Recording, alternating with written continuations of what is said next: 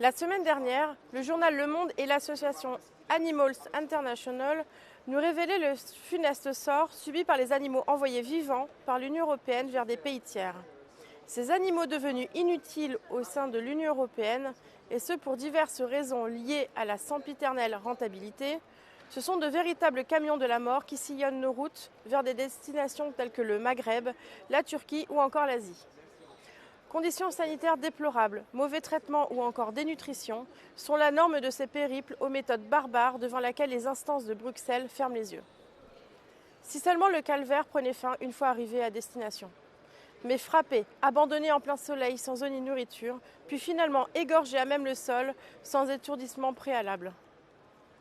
Alors que l'Union européenne s'est à plusieurs reprises prononcée en faveur d'un durcissement des règles régissant le transport d'animaux vivants sans véritablement le remettre en cause, on constate une nouvelle fois que derrière les grandes envolées de façade, rien ne change.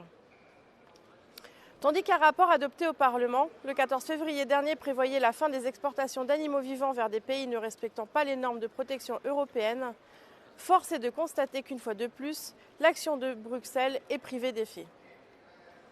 À défaut de trouver des solutions alternatives viables, l'Union européenne va-t-elle continuer à faire comme si de rien n'était, ou va-t-elle enfin appliquer des sanctions à l'égard des partenaires commerciaux aux sinistres méthodes?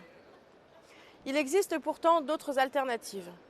En premier lieu, celle d'un mode de consommation local faisant fi de ces traités de libre-échange, générateurs de souffrance animale où plus personne ne contrôle rien.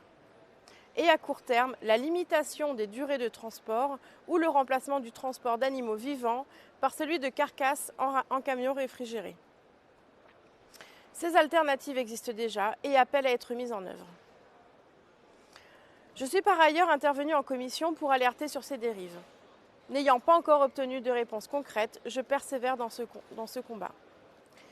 Si l'on reconnaît le degré d'une civilisation d'une société à la façon dont elle traite ces animaux, l'Union européenne doit-elle continuer à exporter ces animaux là où l'abattage rituel est la norme ?